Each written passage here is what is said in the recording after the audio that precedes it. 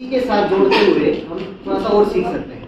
मान लिया किसी एपी में हमें फर्स्ट टर्म दे रखी है, फर्स्ट टर्म हमें गिवन है, फर्स्ट टर्म क्या है ए, जैसे ये फर्स्ट है और मुझे डी बताओ, डी कितना इनका डिफरेंस जैसे 4 पता है, तो अगर आप फर्स्ट टर्म में 4 ऐड करोगे तो नेक्स्ट टर्म आ जाएगी, नेक्स्ट टर्म में फिर से उस कॉमन डिफरेंस को ऐड करोगे तो उससे नेक्स्ट टर्म आ जाएगी, उस मतलब कॉमन डिफरेंस को किसी टर्म में ऐड करते हैं उसके नेक्स्ट टर्म आ जाएगा। जैसे फर्स्ट टर्म है हमारी a1, मान लिया a1 है, उसमें अगर मैंने d ऐड कर दिया तो क्या आएगा, a2 आ जाएगा।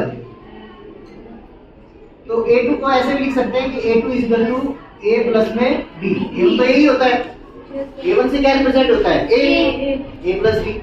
अगर मैं a3 को लिखना चाहता हूँ तो a3 कैसे, a2 में एक और d ऐड हो जाए, a2 की वैल्यू ये है, a2 वाली टर्म में d ऐड कर दूं एक और तो नेक्स्ट टर्म आ जाएगी। अब a2 को अगर लिखना चाहता हूं a प्लस d भी लिखा जा सकता है, a2 की जगह क्या लिखा जा सकता है a प्लस d, और उस a प्लस d में एक d और ऐड हो जाएगा तो क्या हो गया a प्लस 2d। तो जो थर्ड टर्म है वो a प्लस 2d। इसी तरह से अगर फोर्थ टर्म निकालना चाहते हो तो एक और d ऐड कर दो इसी में तो a प्लस 3d हो जाएगा। अगर फिफ्थ टर्म लिखना चाहते हो तो क्या करना पड़ेगा, तो इस तरह से सीक्वेंस चलता रहेगा।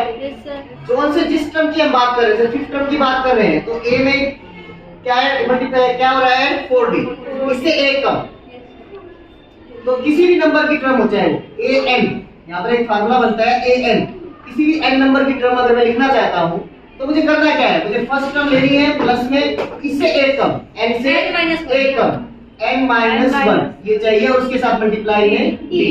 अगर मैं ऐसा कर देता हूं तो मैं किसी भी एपी में किसी भी नंबर की टर्म को रिप्रेजेंट कर सकता हूं, लिख सकता हूं। तो an equal to a plus में n-1 इनटू d।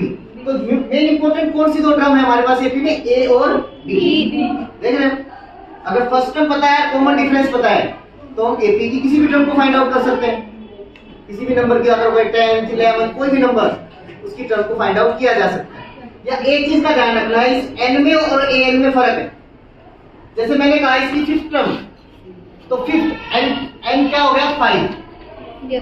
अगर मैं फिफ्थ टर्म की बात करता हूं तो n क्या हो गया 5, लेकिन उसको रिप्रेजेंट जब करूंगा an तो ये 5 नहीं है, इसको मैं a5 कह रहा हूं, n की जगह 5 है, लेकिन इसकी वैल्यू 5 नहीं है। ये फिफ्थ नंबर पे तो कोई और टर्म लिखी हुई है, क्या है यहाँ पे 17, तो 17 है या 5। तो कई बच्चे क्या सोचते हैं कि n का मतलब क्या है, n का मतलब है सिर्फ सिंपल ये वाला है, इस फार्मूले में n का यूज है यहाँ, तो ये n लिखा हुआ है ये वास्तव में वो n नहीं है, यहाँ 5 लिख सकते हो, लेकिन ये फिफ्थ टर्म की वैल्यू पूरी फिफ्थ टर्म जो बनती है, जो की वैल्यू क्या है 17, तो यहाँ 17 आ सकता है, 5 नहीं आ सकता।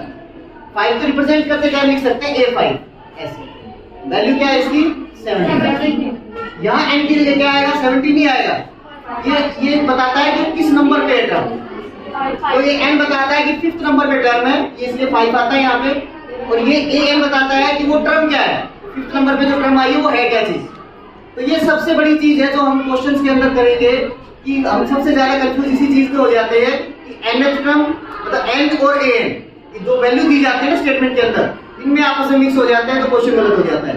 वरना तो वास्तव में देखो a n और d, इसके अंदर कितने वेरिएबल हुए, एक तो ये वेरिएबल है फर्स्ट, इसकी वैल्यू हमें नहीं पता, अलग अपने आप में, एक फर्स्ट नंबर अलग है, एक n है और एक d है।